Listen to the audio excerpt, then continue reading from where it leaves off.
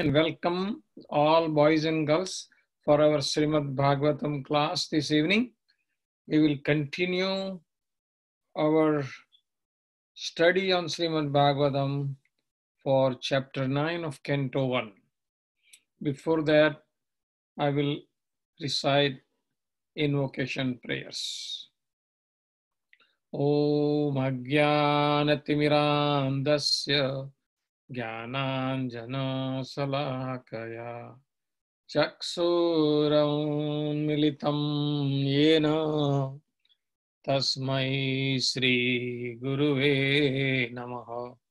श्रीचैतन्यमनोभीष्टं स्थापितं येन भूतले स्वयं रूपः कदा मह्यं ददाति स्वपदान्तिकं। वन्देऽहं श्रीगुरो श्रीयुतपदकमलं श्रीगुरुन् वैष्णवांश्च श्रीरूपं साग्रजातं सहगण रघुनाथान्वितं त्वं सजीवं साद्वैतं सावधूतं परिजनसहितं श्रीकृष्णचैतन्यदेवं श्रीराधाकृष्णपादान् सहगण ललिता श्रीविशाखान्वितांश्च। हे कृष्ण करुणा सिन्धो दीनबन्धो जगत्पते गोपेश गोपिका कान्त राधा कान्त नमोस्तुते।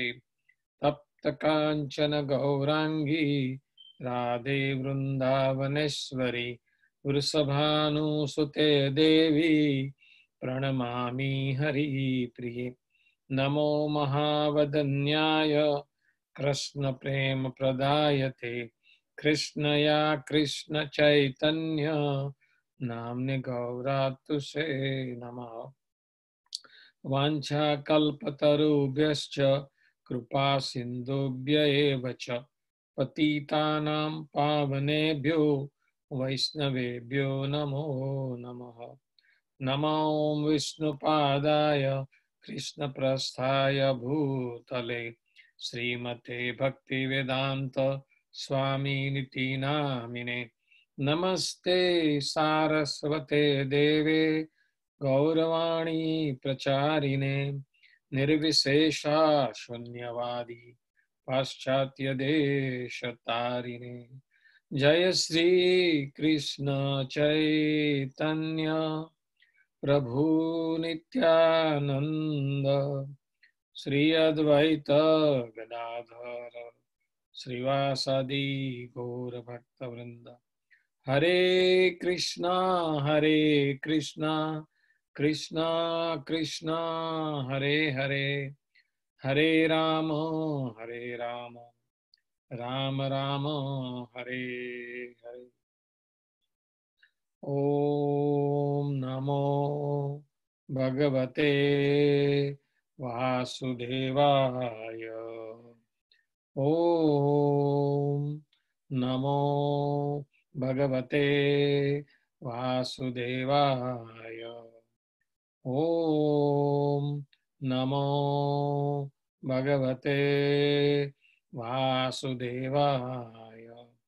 नारायणं नमस्कृत्य नरं चैव नरोत्तमं देवीं सरस्वतीं व्यासं ततो जयम् उदीरयेत्।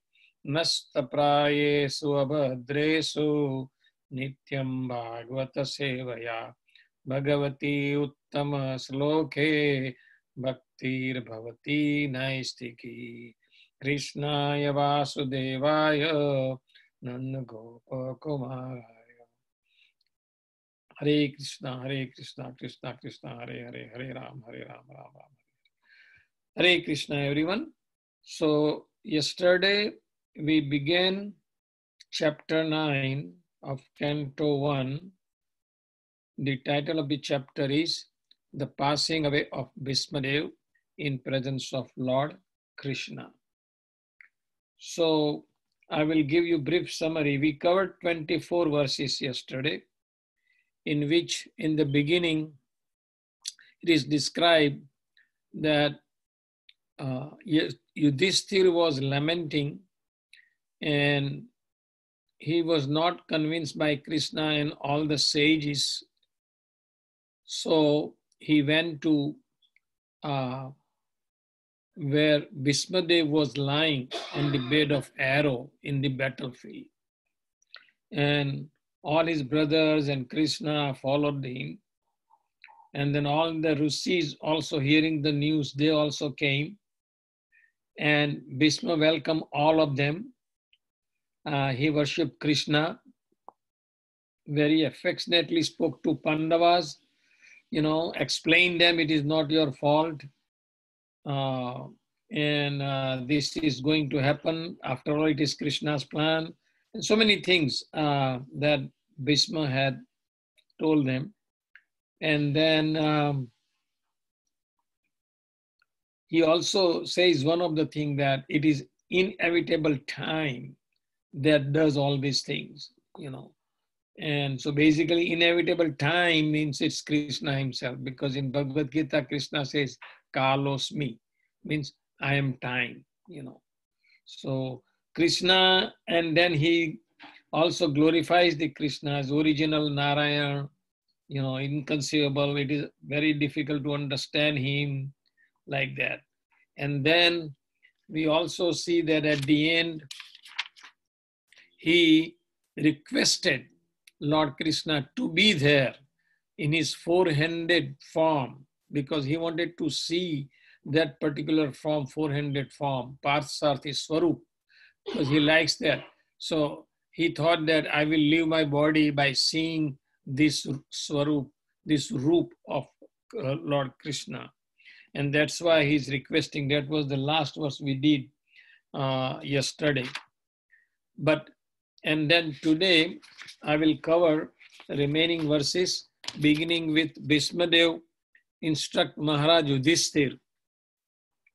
But I just want to highlight about the character of Bhismadev, because is one of the most central character of Mahabharata.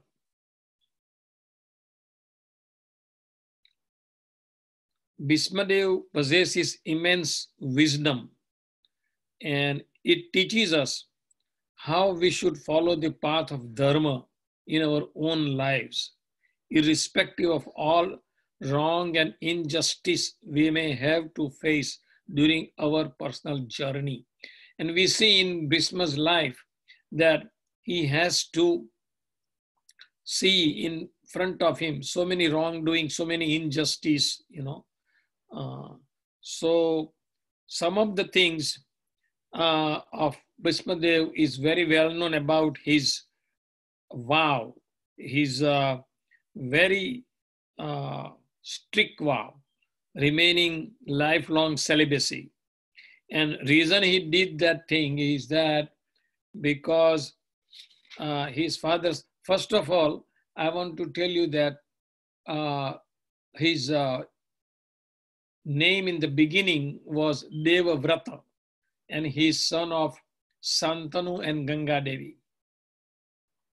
So what happened actually, he's one of the Vasus. There is a story, we will not go long into it, but there is one of the Vasus, he took, there are 8 Vasus, so 7 of them immediately died, and Bhisma was the 8th, the youngest child of Ganga and Santanu that was survived, because all 7 were died because Ganga drowned them into the river. And Bhisma has to suffer all his life. Suffering means he has to live this life of lot of controversy, because he took the vow of celibacy. Not only that, but he also took a vow that he will look after the throne of Hastinapur, whoever may sit there, So this is big responsibility for him.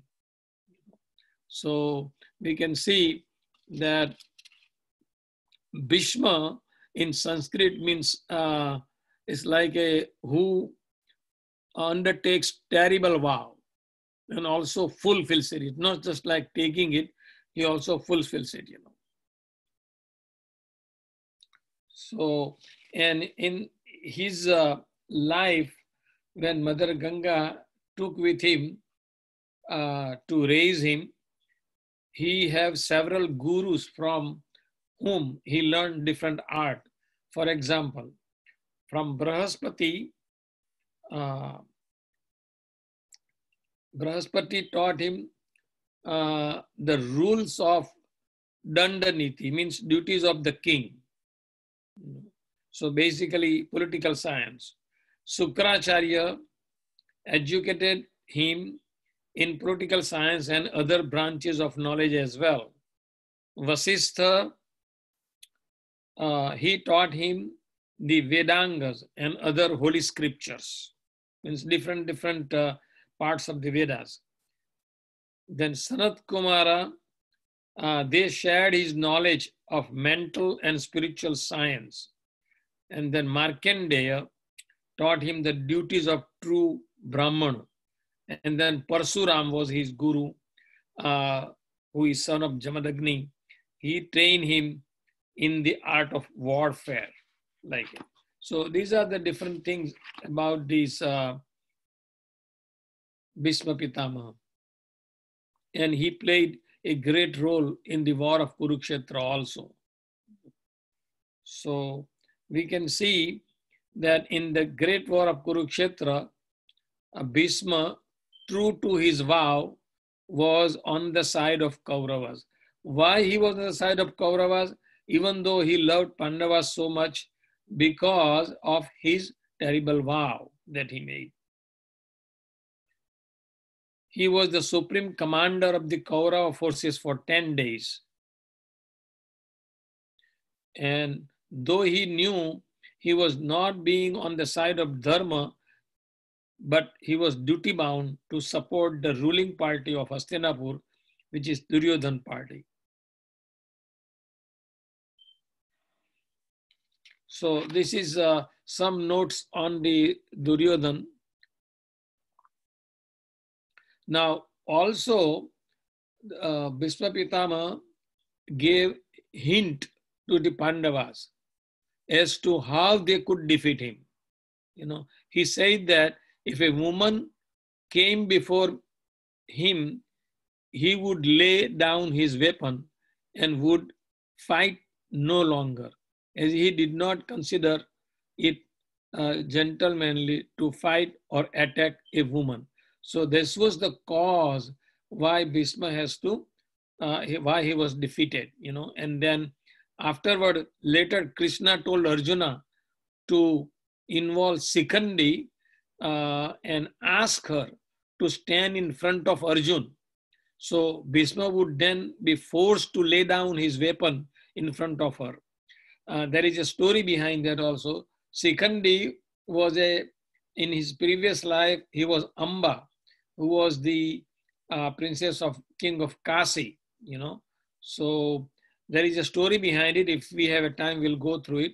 But because of that, Sikhandi was a female in his previous life, and because he wanted to take revenge on Bhishma, he came as a Sikhandi.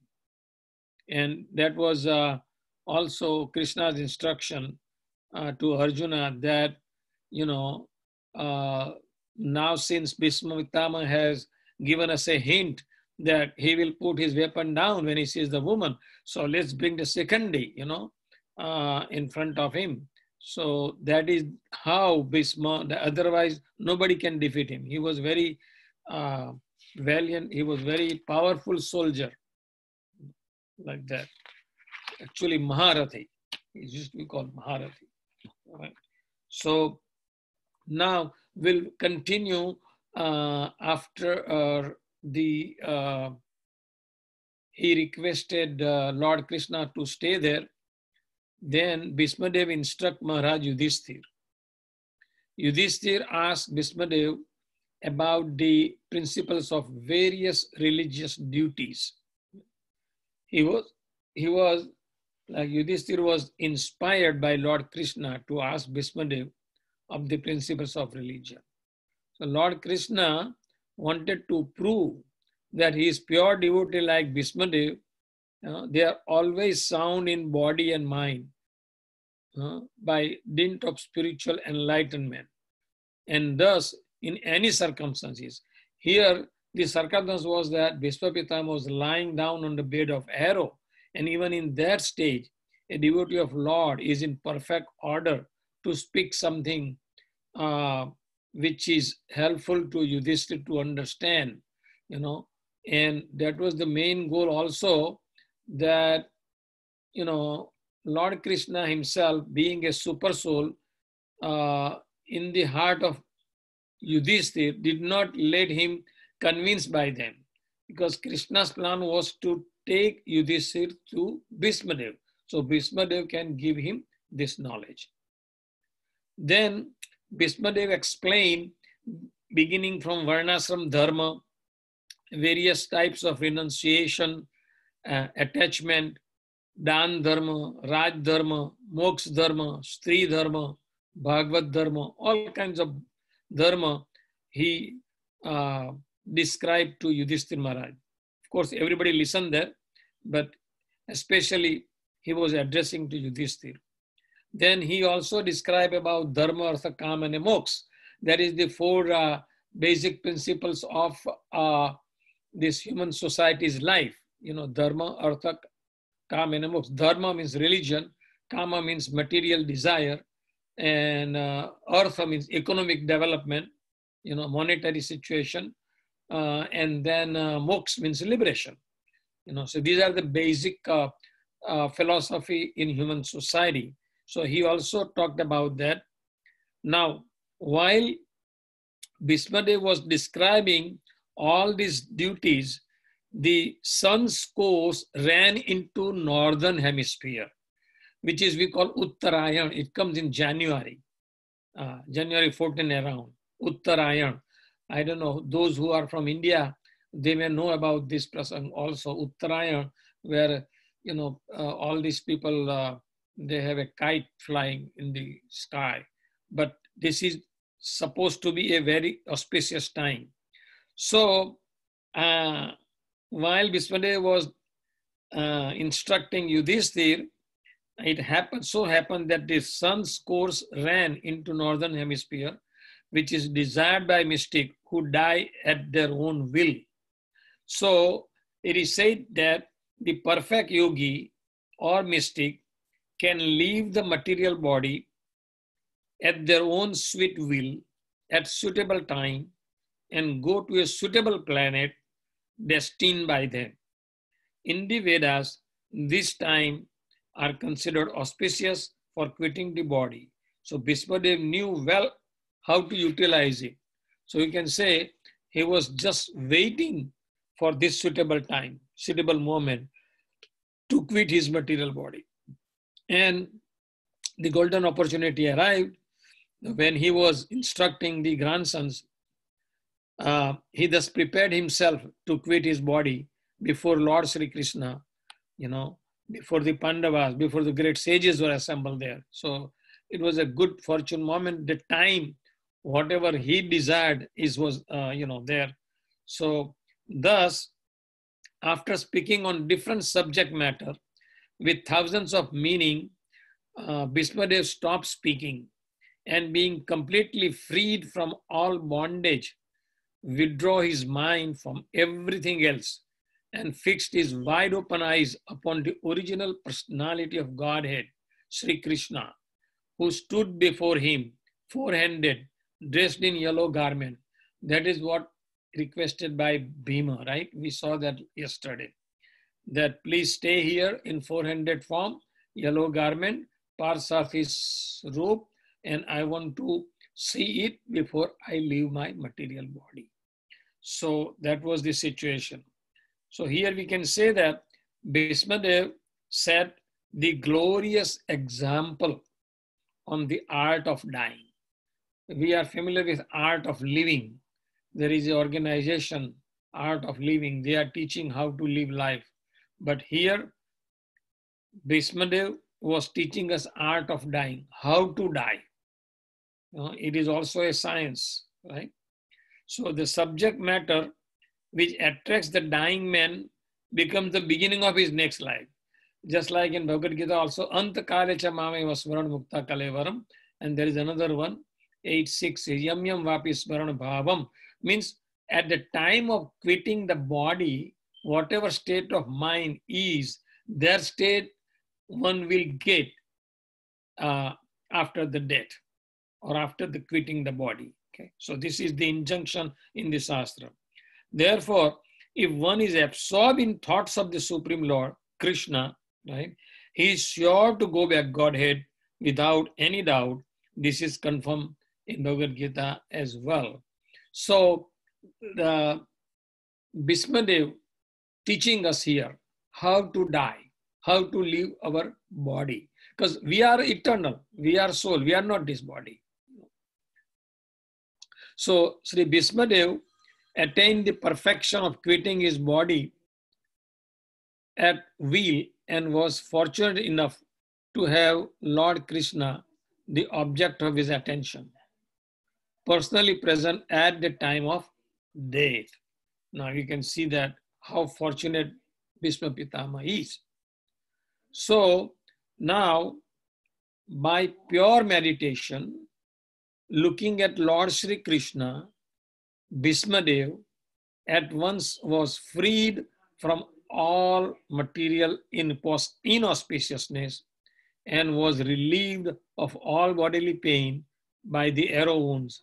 All the external activities of his senses stopped, and he prayed to the Lord while quitting his material body. He attained transcendental conditions prior to his leaving the material body because of Lord's presence.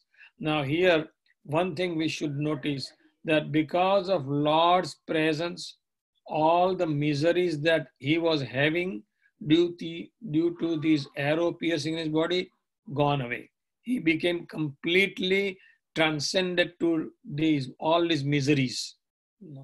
And in that state, now, before he leave his body, he's offering prayers to Lord Krishna in 11 verses. So we'll briefly look into that thing. There's so many things about it, but we will briefly kind of an overview of his prayer, that what he said to Krishna, we will know it now. So in the first verse, since these prayers are so popular and so nice, I will just recite the first verse of his prayer, which is called Bhisma Stuti also, prayers by Bhisma to Lord Krishna, where he says, Bhisma, Sri Bhisma Vacha, Itimati Rupakalpita Vitrushna, Bhagavati Satvata Pungave, Vibhumni, Swasukhamupagate, Kvachida Viharatum, Pakritimupeyusiyadbhava Pravaha. So this is the meter for his prayer. Similarly, all other verses can be recited like that. Like second verse, like Tribhuvana Kamanam Tamalavaranam Ravikara Gauravarambaram Dadhane Vapuralakakula Vrutananabjam Vijaya Sakeratirastu me Anavadya. Like that. He will go for 9 more verses like that. Okay, so I'm going to explain all of these verses in brief. Okay, so in the first verse where he says Itimati Rupa Kalpita Vitrushna, he says that Bhisma thought that my master, he's addressing Lord Krishna, has mercifully come to me in my last moment. So now let me give the gift of my thought. And what is the gift of thought?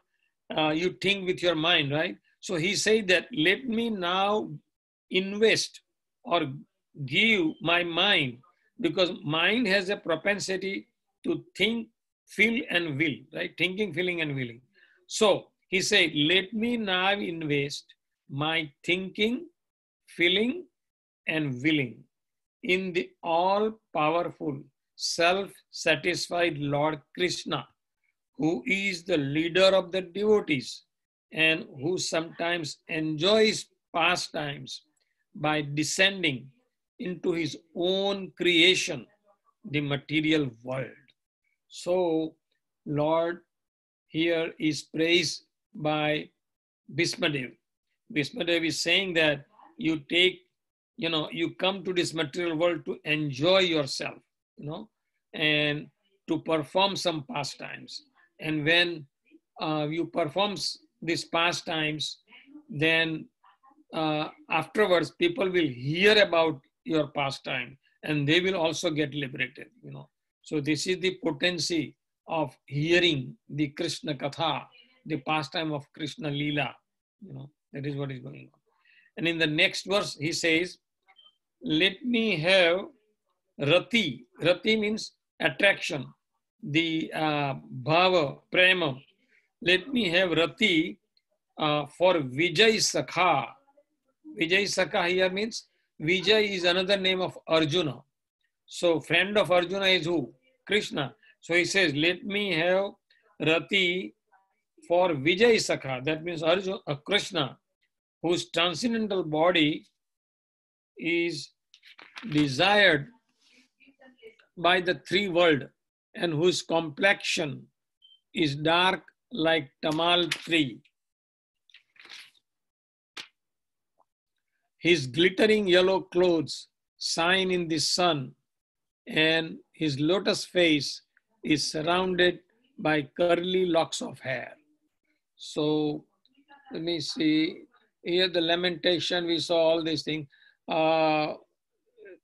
Also, Bhisma explained about this Varnasam system. We already reviewed that briefly, but you can see in this slide that what is Varnasam Dharma means here. It's the for the yogi, for the sadhu, for the sages, and also there is a occupational duties based on Kshatriya, and then here occupational duty based on you go to work, but here Krishna plays in the Vrindavan Leela. You can see that picture also, and Varna system occupational duties here you can see, and ashram, brahmacharya ashram, sannyasram, like that. So this is all ashram. This is all explained to Yudhishthir by Bhismadev. This is like Stri Dharma, that he specifically he addressed here the Vanaprastha ashram. The third ashram, Vanaprastha, after 50 years of age, the man is expected to retire and leave his household affairs in the hands of his oldest son. This stage is called Vanaprastha. He retires and with his wife travels to holy places. He leaves his wife in the care of older children. It is not that the wife is left deserted on the road. Then this is the sannyasa ashram, which is the highest ashram in society. If anyone can actually follow the rules of sannyas, then he must take the renounce order.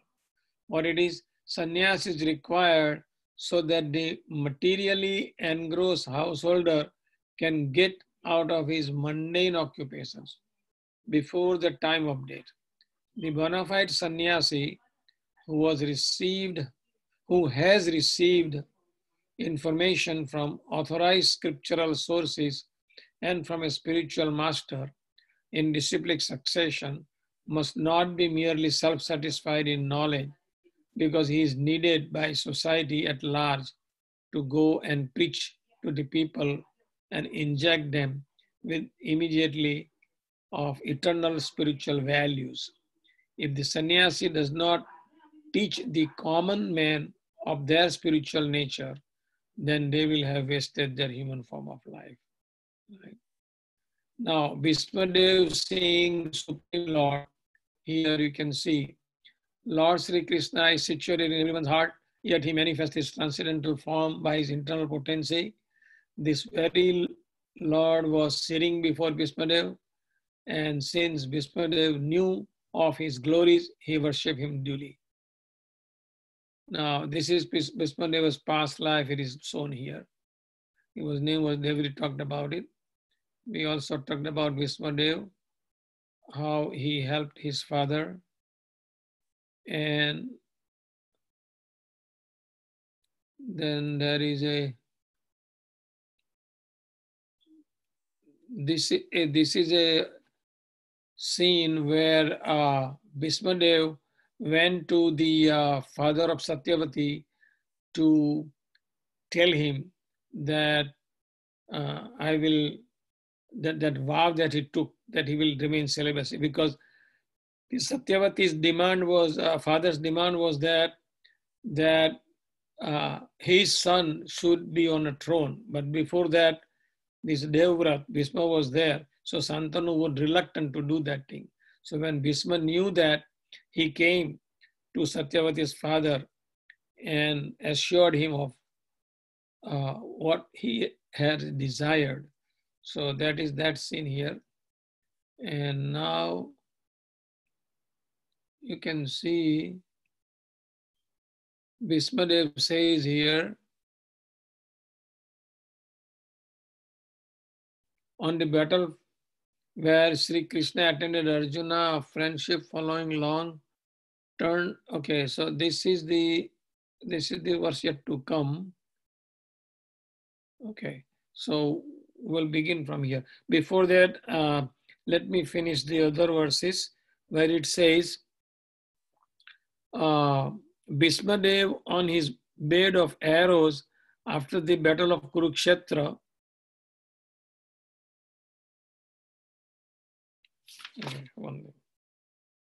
Okay, so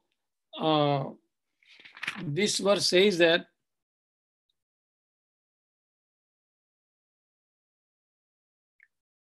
okay, Bhismadev is remembering the particular dress of Lord Krishna which he put on as the driver of Arjuna's chariot.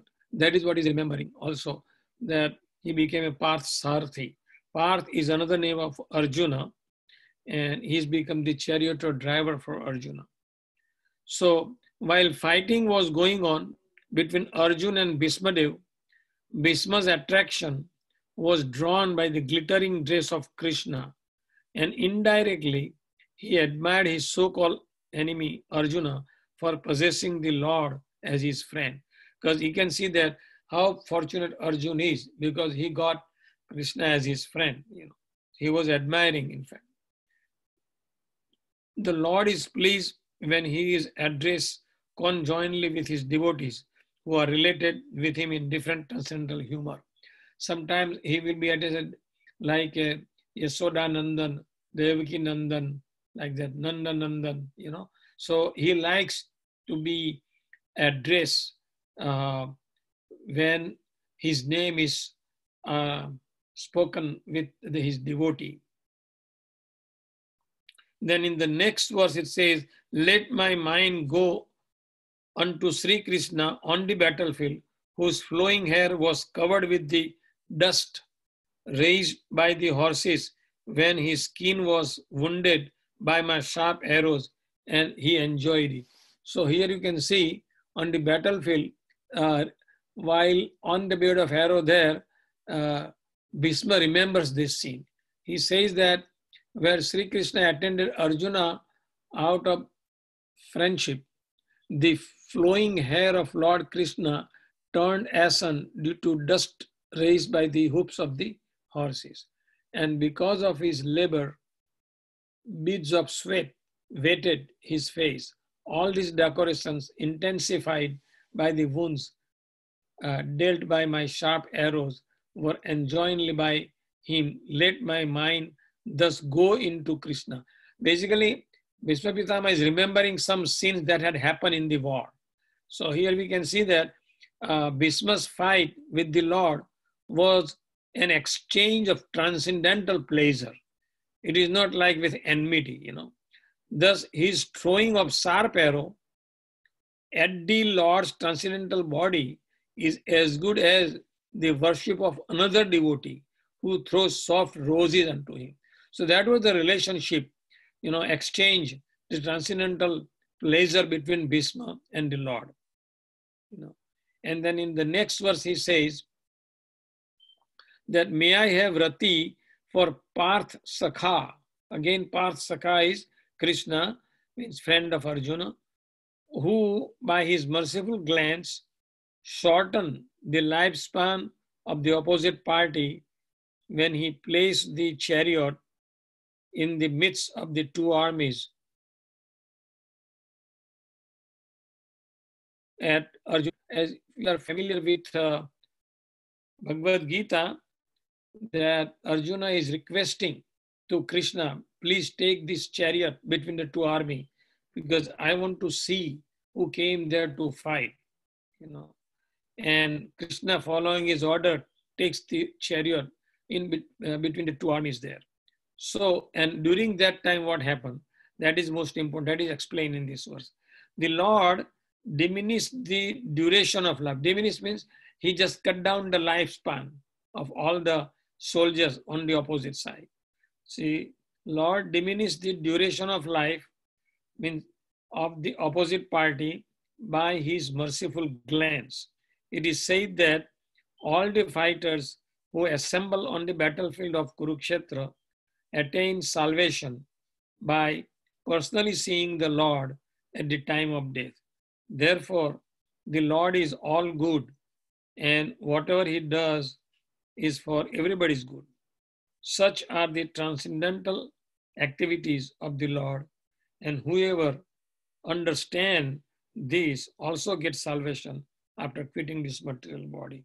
So this point is stressed here that even whoever can understand this fact that by seeing Krishna's, those persons got salvation, mukti, liberation, So because of, and one who believes that, they also get a benefit of it.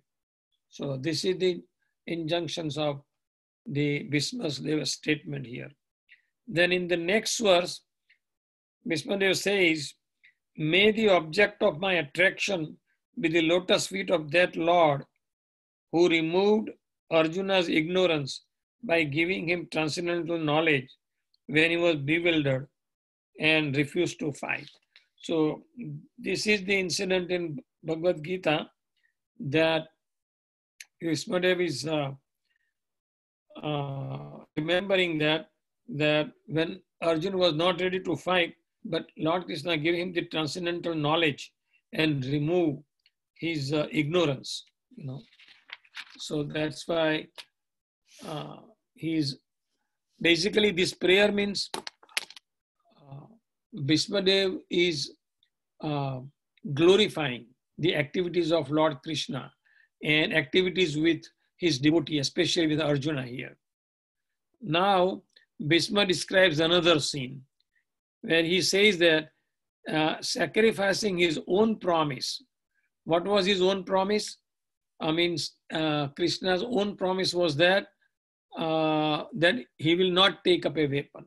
Remember, in the beginning of the war, when Duryodhana Arjun went to Krishna to ask help, so at that time, Lord Krishna gave them two things and told them to select, So he said, one side, my army, Narayani Sena it is called. One side, my Narayani Sena, on the other side, I will be there, but I will not take any weapon. So now you choose. So Arjuna was the dear devotee of Krishna. Arjuna chose Krishna. And Duryodhana was also happy as well to get the Narayani Sena. Because Duryodhana was thinking, what can I do with Krishna?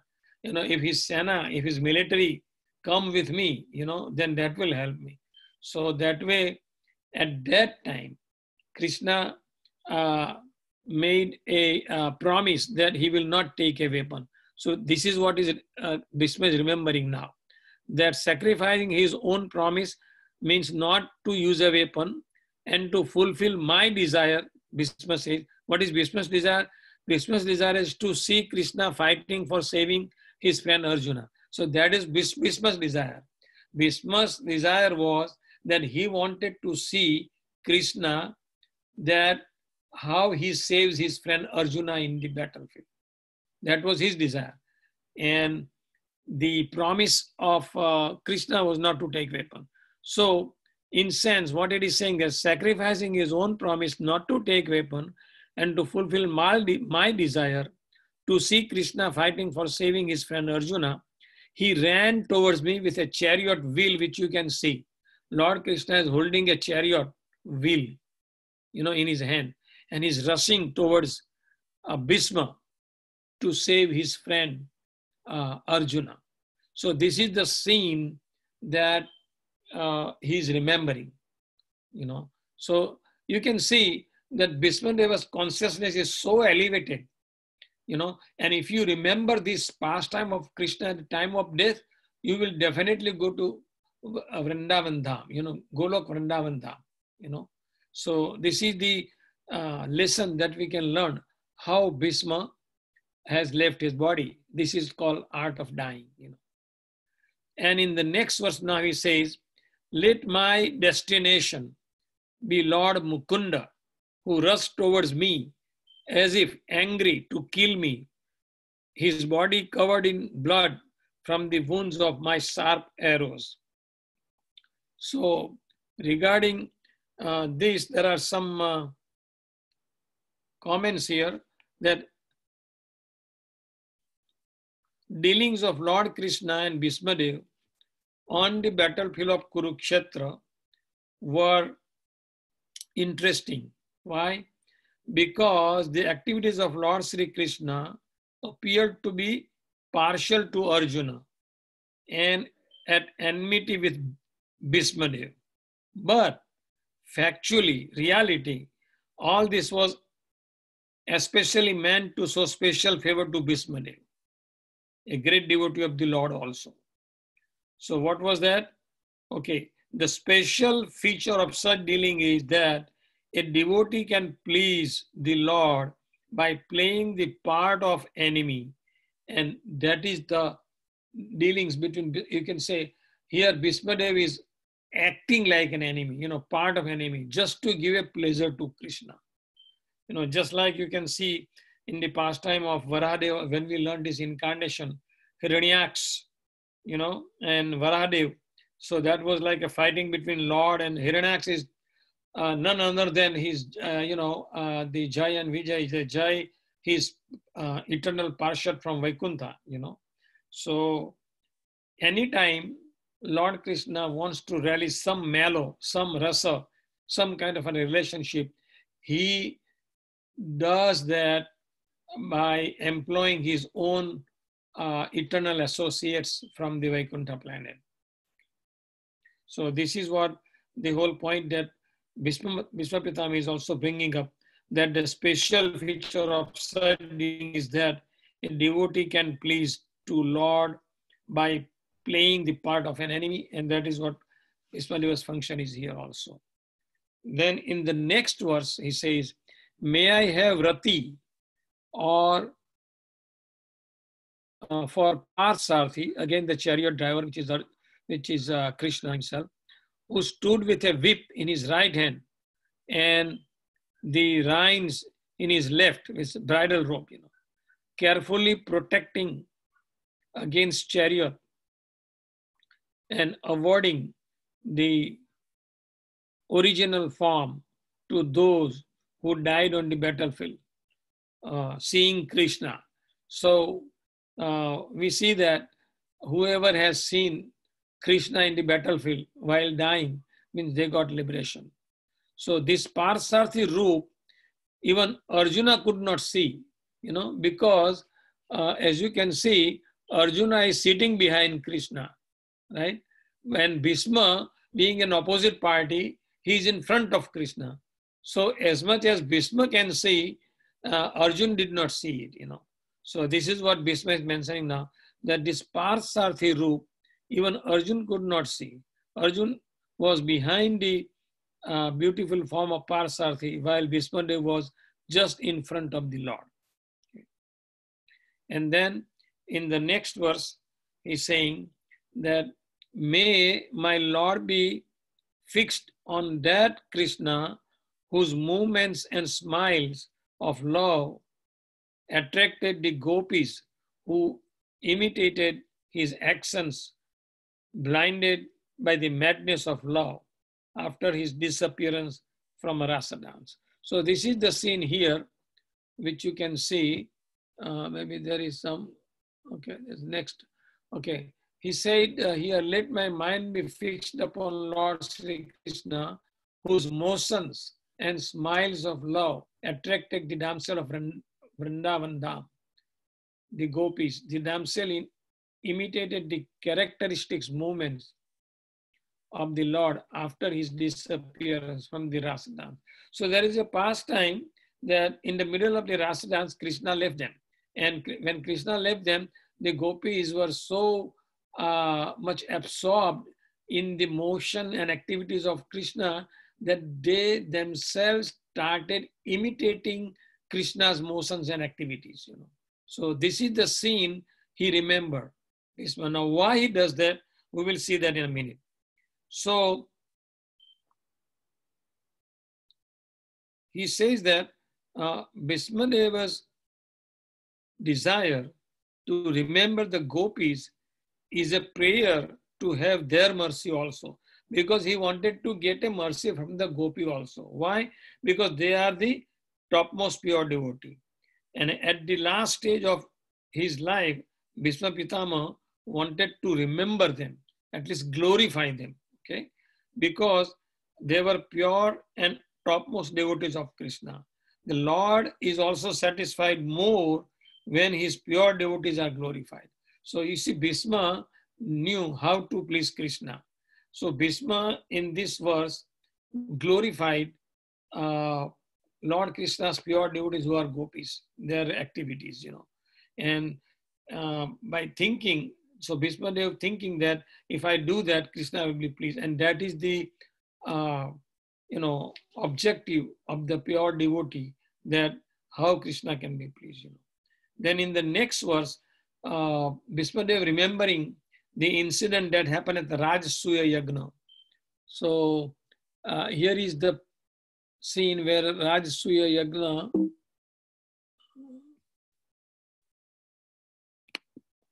okay, so at the Rajasuya Yagna, Bhismadev saying himself that I witnessed Lord Krishna being worshipped by the great king and the sages as the most exalted, as you can see there in the picture.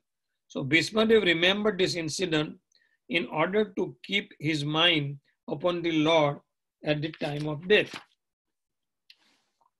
Now Bhisma says here, now I can meditate upon Lord Krishna because I have transcended the misconception of duality in regard to his presence in everyone's heart. For example, sun may be, but he is one. The sun is present before everyone, all over the world. Similarly, this now Bhismadeva says that he realized that Lord Krishna is all pervading everywhere. Bhismadeva is now satisfied and understood that it is Lord Krishna only who is all in everything. So this is the last prayer of Bhismadeva, you know, to Krishna. Now, there is so much other points, but we will not go into it too much in detail. This is just like a brief overview of his prayer to Krishna. Then in the next verse, it says that thus Bhisma with his mind, speech, sight, and actions absorbed himself in Krishna and became silent and stopped his breathing. Because he's like he can only die whenever he wishes to. So he stopped breathing means he left his body. So Bhismadev, while quitting his material body, thought of the Lord and his mind into remembering his different activities. He chanted the glories of the Lord, means, you know, we can see that the prayer is basically the glories of the Lord. And by his sight, he began to see the Lord. So he made his eyes perfect that way. The Lord was personally present before him. And thus all his activities became concentrated upon the Lord without deviation. Now, this is the highest stage of perfection, and it is possible for everyone to attain this stage by practice of devotional service. Then in the last few verses, about 6, the here the chapter describes about honoring Bhismadev's departure. So now knowing that Bhismadev had entered into the Brahman, I mean, everyone present there became silent, like birds at the end of the day become silent. You may have observed that scene, maybe I don't know here, but in India, if you lived in a village, you may have observed this thing, that at the evening, all the birds go to their nest on a tree and they become silent, as the night approaches. Similarly, after knowing that Bhismadev have left his body, everybody became silent here. So Bhismadev actually entered the spiritual realm in one of the Vaikuntha planet, where the Lord is in his eternal form of Parsarthi. Okay. So we can see love and affection which bind the Lord and devotee are exhibited in case of Bhismadev here. He never forgot the Lord in his transcendental feature as the Parsarthi, and the Lord was present personally before Bhismadev while he was passing to the transcendental world. That is the highest perfection of life, you can see that.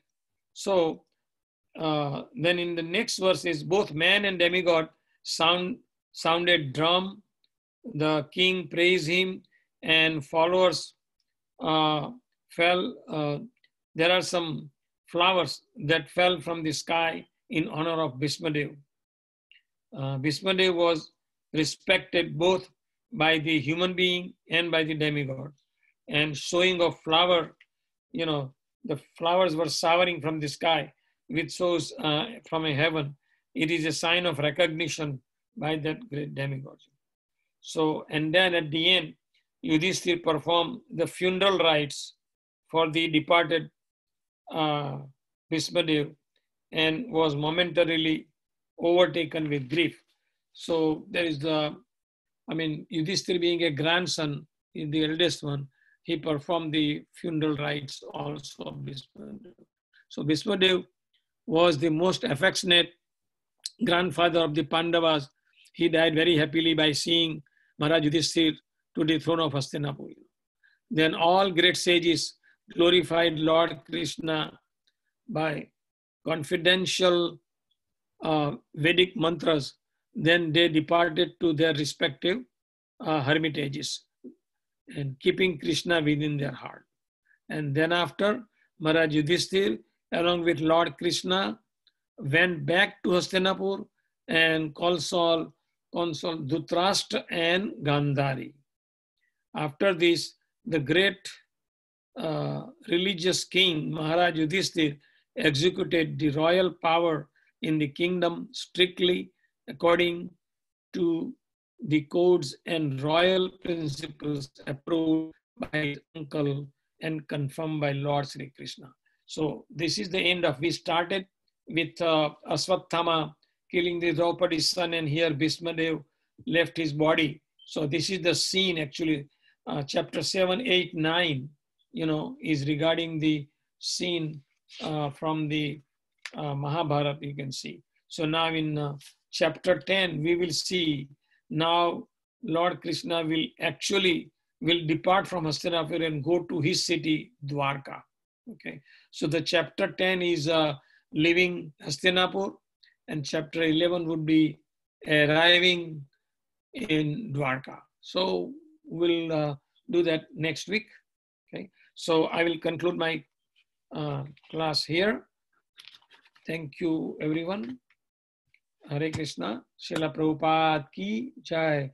Shrimad Bhagwatam Mahapuran ki jai. Hare Krishna.